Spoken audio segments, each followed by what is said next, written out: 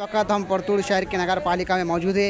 इस वक्त परतूड़ शहर के तालुका अध्यक्ष वसीम भाई एमआईएम पार्टी इनके ओर से एक निवेदन दिया गया नगर पालिका को कि खास तौर पे अल्पसंख्यक इलाके के अंदर नालियाँ नहीं, रोड़ा नहीं।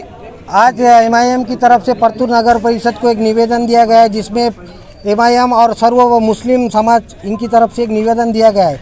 निवेदन का उद्देश्य ये है कि परतूड़ गौ भाग में सीमेंट रास्तों की जो हालत हुई वाली है, कुछ साल पहले यहाँ पे भूमिगत योजना का काम चालू हुआ था। वो भूमिगत योजना का काम की वजह से पूरा परतूड़ शहर खोद के डाल दिया गया है। भूमिगत योजना तो फेल हो चुकी है, उसमें कोई दो राय नहीं है। वो खोद दिया गया है और रोडों को नुकसान पहुँचाया गया है। रोड इतने इस कदर ख़राब रोड है कि वहाँ से इंसान तो छोड़ो, जानवर भी चल नहीं सकता। यहाँ पे अगर स्कूल का अटेंडेंस देखेंगे तुम तो 50% मुस्लिम के स्कूलों का अटेंडेंस कम हो गया। उसकी वजह ये है कि रोड है।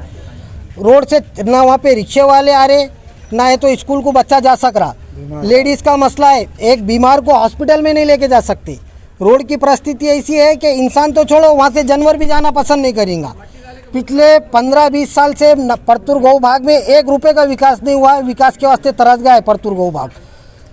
इस आज निवेदन दिया गया है सीओ साहब को। सीओ साहब को बार बार निवेदन, इससे पहले भी 2 बार निवेदन दिया गया है। सीओ साहब के सिर्फ आश्वासन रहते हैं कि हाँ ठीक है करेंगे, निधि नहीं है, ये नहीं है, वो नहीं है। निधि नहीं है तो आप बोलो साहब, हम एक दिन चंदा जमा करके निधि देते आप सबको लोगों को।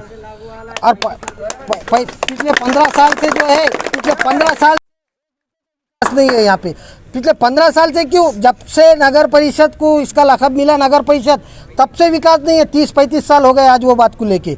कल इनूसा कॉलोनी में एक लेडीज़ गिरी, उसका पैर फ्रैक्चर हुआ। इसका जिम्मेदार कौन है? अब वो गरीब आदमी है, क्या करना उसने?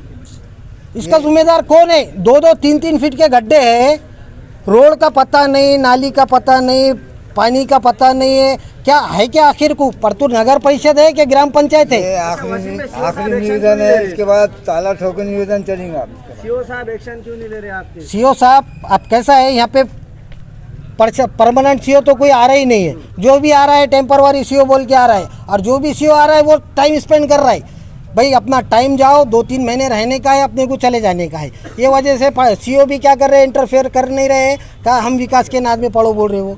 उनको क्या लेना देना सीओ को विकास से? आखिर विकास वो लोगों ने क्यों नहीं करे अब तक, जो 15-15, 20-20 साल, 35-35 साल से हमारे वोट लेते। बबन राव लोनीकर साहब, मैं आपसे एक इल्तिजा करना चाहता हूँ, आप हमारे भी आमदार है। आपको गौ भाग में से भी वोट मिला है। आप आमदार सबके, पूरे परतूड़ तालुका के आमदार है।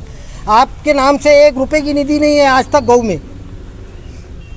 एक हमारी बबन राव लोनीकर साहब से भी ये विनती है कि भाई आपके पास जो डीपीडीसी फंड है, बीएनसी का फंड आता है, उसमें थोड़ा आप नगर परिषद में भी ध्यान दो, हमारे पे मेहरबानी होगी उतनी।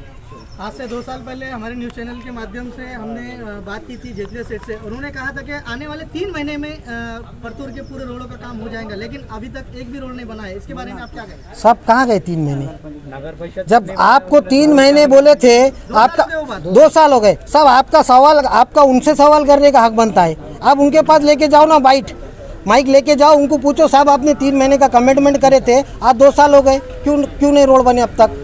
ये काम आपका है साहब।